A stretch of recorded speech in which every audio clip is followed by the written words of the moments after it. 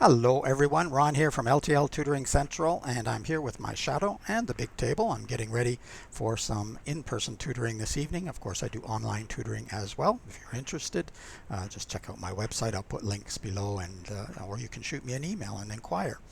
I'll offer free information meetings as well if you're interested in that. Just send me an email and we can set that up for you. Right now, though, we're going to be talking about collocations. This is various collocations number 3. There's a lot more than 3 lists of collocations in the playlist. I'll put a link below. There's also a playlist for idioms as well. If you want to check out all the idioms and all of the collocations I've done in one place, you can check out those 2 different playlists. Just before I get into the collocations, if you don't mind pushing that subscribe button, that helps the channel a lot. Thank you to all the viewers who have. The channel's been growing nicely lately. I really do appreciate all of the viewers. And of course, you can ask questions, send messages on YouTube underneath. But again, you can send me private messages through email as well. All right, let's get going with various collocations number 3. First up, we have take a holiday. Just means to go on vacation or have a break from the routine. For example, we have all been working so hard that we need to take a holiday. So they're going to take a break and go somewhere. Or Mr. Roberts is going to take a holiday next month and go to Paris. So he's going to take a break from the routine and vacation in Paris. Keep quiet means to stay silent or not speak about something. For example, please keep quiet while I'm on the phone. So someone is trying to talk on the phone, or I guess more importantly is trying to listen on the phone, trying to hear what someone else is saying, and they're asking people to stay silent. Keep quiet while I'm on the phone. Or, I think we can all agree to keep quiet about this new information. So, for whatever reason, this group of people have decided that they shouldn't say anything about this new information. They should stay silent about it, so they can all agree to keep quiet. Next we have elaborate on. It means to add additional information or provide more information. For example, allow me to elaborate on the primary reasons for expansion. So this person is going to provide additional information or give them more details on the reasons for expansion. So they're going to elaborate on the primary reasons. Or, would you be able to elaborate on your proposal? So in this case, someone is asking someone else if they could add additional information or provide them with more details on this particular proposal. They're asking them to elaborate on the proposal. Doesn't care for means does not like or prefers something else. For example, Peter doesn't care for skiing.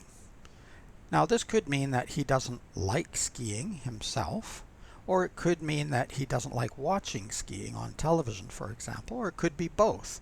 But he doesn't really like skiing, he would prefer something else. Or the children don't care for vegetables, meaning the children don't like vegetables, or they would prefer something else. Now those vegetables in the picture look awfully delicious to me, but a lot of children don't really love vegetables, especially if they think something else is available. So it just means that they don't like vegetables. And finally we have change your mind. It doesn't really mean to change your brain, of course. It means to change your opinion or a decision. For example, Ayana changed her mind about going to the party.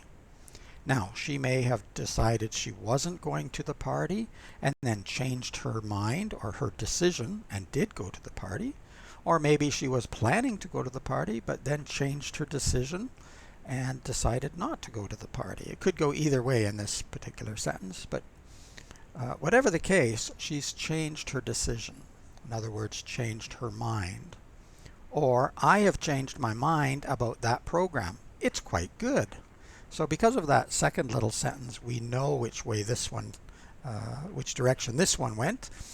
They thought the program wasn't that good in the beginning, but they've changed their mind and changed their decision or opinion and decided that it is quite good. I have changed my mind about that program.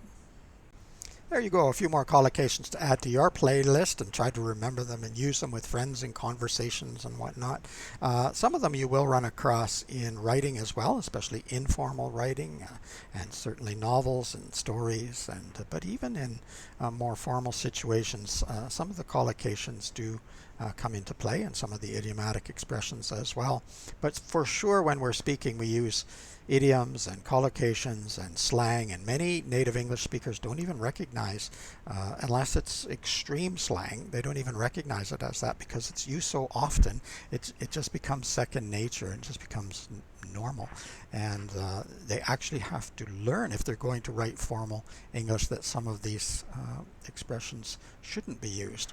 Some of them can be, so there's a little bit of a learning curve there. And some of it changes over time. Sometimes what was considered slang or not that appropriate for formal language becomes acceptable over a period of time. So a language is always changing and growing and moving. The English language, at any rate, for sure, because we've borrowed from so many other languages, and we're constantly changing as time goes on. So good to learn and use, especially when you're chatting with people. Don't forget to subscribe to the channel. Thank you very much to everyone who has. Also check below for links to the website. If you're watching on YouTube, you can ask questions or comment below, but also you can send me an email, and so all that information will be available below. In the meantime, keep learning, keep having fun. It's Ron from L.T.L Tutoring Central. Bye-bye for now.